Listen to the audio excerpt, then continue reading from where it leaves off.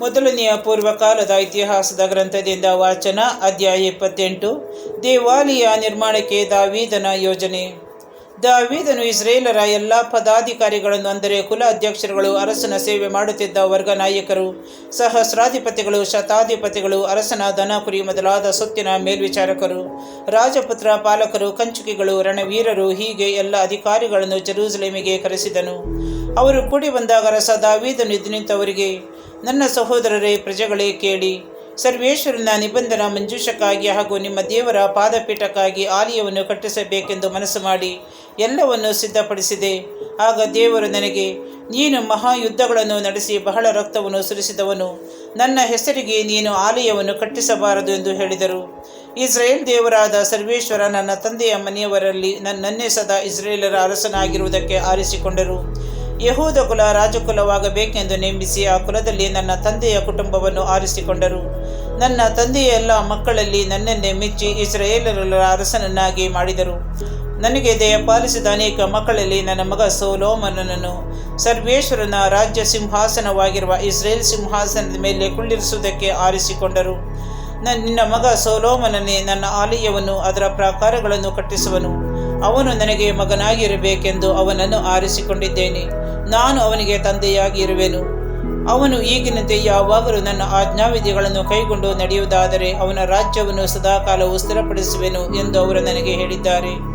ನಿಮ್ಮ ದೇವರಾದ ಸರ್ವೇಶ್ವರನ ಎಲ್ಲ ಆಜ್ಞೆಗಳನ್ನು ಧ್ಯಾನಿಸಿ ಕೈಗೊಳ್ಳಬೇಕೆಂದು ಸರ್ವೇಶ್ವರನ ಸಮಾಜವಾದ ಸಮಸ್ತ ಇಸ್ರೇಲರ ಮುಂದೆ ನಮ್ಮ ದೇವರಿಗೆ ಕೇಳಿಸುವಂತೆ ನಿಮ್ಮನ್ನು ಎಚ್ಚರಿಸುತ್ತೇನೆ. ಹಾಗೆ ಮಾಡಿದರೆ ಈ ಒಳ್ಳೆಯ ನಾಡು ಸದಾಕಾಲ ನಿಮ್ಮ ಮತ್ತು ನಿಮ್ಮ ಸಂತಾನದವರ ಸೊತ್ತಾಗಿರುವುದು. ನನ್ನ ಮಗ ಸೊಲೊಮೋನನೇ, ನೀನಂತೂ ನಿನ್ನ ತಂದೆಯ ದೇವರನ್ನು ಅರಿತುಕೊಂಡು ಪೂರ್ಣ ಹೃದಯದಿಂದ ಹಾಗೂ ಮನಸಂತೋಷದಿಂದ ಅವರೊಬ್ಬರಿಗೆ ಸೇವೆ ಸಲ್ಲಿಸು. ಸರ್ವೇಶ್ವರನು ಎಲ್ಲ ಹೃದಯಗಳನ್ನು ಶೋಧಿಸುವವರು, ಎಲ್ಲ ಮನ ಸಂಕಲ್ಪಗಳನ್ನು ಬಲ್ಲವರು ಆಗಿದ್ದಾರೆ. ನೀನು ಅವರನ್ನು ಅರಸಿದರೆ ಅವರು ನಿನಗೆ ಸಿಗುವರು, ಅವರನ್ನು ಬಿಟ್ಟರೆ ನಿನ್ನನ್ನು ಶಾಶ್ವತವಾಗಿ ತಳ್ಳಿಬಿಡುವರು. ಆದುದರಿಂದ ಎಚ್ಚರಿಕೆ. ಸರ್ವೇಶ್ವರ ತನಗೋಸ್ಕರ ಪವಿತ್ರಾಲಯವನ್ನು ಕಟ್ಟಬೇಕೆಂದು ನಿನ್ನನ್ನು ಆರಿಸಿಕೊಂಡಿದ್ದಾರೆ. ಧೈರ್ಯದಿಂದ ಕೆಲಸಕ್ಕೆ ಕೈ ಹಚ್ಚು ಎಂದರು.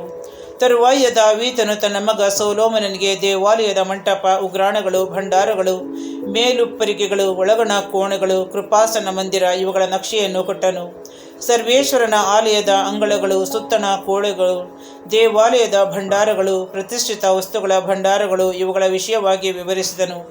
ಯಾಜಕರ ಮತ್ತು ಲೇವಿಯರ ವರ್ಗಗಳು, ಸರ್ವೇಶ್ವರನ ಆಲಯದಲ್ಲಿ ನಡೆಯತಕ್ಕ ಎಲ್ಲ ಆರಾಧನೆಯ ಎಲ್ಲ ಸಾಮಗ್ರಿಗಳು ಇವುಗಳ ಬಗ್ಗೆ ತಾವು ನಿರ್ಣಯಿಸಿಕೊಂಡದ್ದೆಲ್ಲವನ್ನು ವಿವರವಾಗಿ ತಿಳಿಸಿದನು.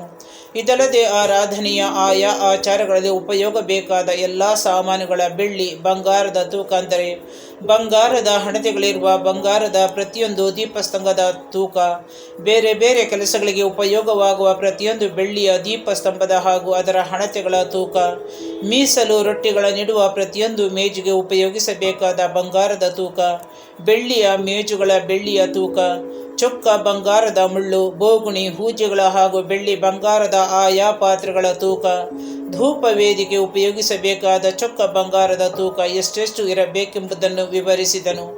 ಹರಡಿದ ರೆಕ್ಕೆಗಳಿಂದ ಸರ್ವೇಶ್ವರನ ನಿಬಂಧನ ಮಂಜೂಷವನ್ನು ಮರೆ ಮಾಡುವ ಬಂಗಾರದ ಕಿರುಬಿ ವಾಹನದ ನಕ್ಷೆಯನ್ನು ಕೊಟ್ಟನು. ಈ ನಕ್ಷೆಗಳಲ್ಲಿ ಸೂಚಿಸಿದ ಎಲ್ಲ ಕೆಲಸಗಳ ಕುರಿತ ಜ್ಞಾನ ತನಗೆ ಸರ್ವೇಶ್ವರನ ಲೇಖನದಿಂದಲೇ ಪ್ರಾಪ್ತವಾಯಿತೆಂದು ಹೇಳಿದನು. ಆಮೇಲೆ ದಾವೀದನು ತನ್ನ ಮಗ ಸೊಲೊಮೋನನಿಗೆ, ಸ್ಥಿರಚಿತ್ತನಾಗಿರು, ಧೈರ್ಯದಿಂದಿರು, ಕೆಲಸಕ್ಕೆ ಕೈ ಹಾಕು, ಅಂಜಬೇಡ, ಕಳವಳಗೊಳ್ಳಬೇಡ. ನನ್ನ ದೇವರಾಗಿರುವ ಸರ್ವೇಶ್ವರ ಸ್ವಾಮಿ ನಿನ್ನೊಂದಿಗೆ ಇರುತ್ತಾರೆ. ಅವರು ತಮ್ಮ ಆಲಯದ ಎಲ್ಲ ಕೆಲಸ ತೀರುವವರೆಗೂ ನಿನ್ನನ್ನು ಕೈಬಿಡುವುದಿಲ್ಲ, ತೊರೆಯುವುದಿಲ್ಲ. ಇಗೋ, ಯಾಜಕರ ಮತ್ತು ಲೇವಿಯರ ವರ್ಗಗಳವರು ಅಗತ್ಯವಾದ ಎಲ್ಲ ದೇವಾಲಯ ಸಂಬಂಧ ಕೆಲಸವನ್ನು ಮಾಡುವುದಕ್ಕೆ ಸಿದ್ಧರಾಗಿದ್ದಾರೆ. ಯಾವ ಕೆಲಸವಿದ್ದರೂ ಎಲ್ಲವನ್ನು ಜಾಣತನದಿಂದ ಮಾಡುವುದಕ್ಕೆ ಸಿದ್ಧ ಮನಸ್ಸುಳ್ಳವರು ನಿನ್ನ ಹತ್ತಿರ ಇದ್ದಾರೆ. ಅಧಿಪತಿಗಳು, ಎಲ್ಲ ಪ್ರಜೆಗಳು ನಿನ್ನ ಆಜ್ಞೆಗೆ ವಿಧೇಯರಾಗಿರುವರು ಎಂದು ಹೇಳಿದನು.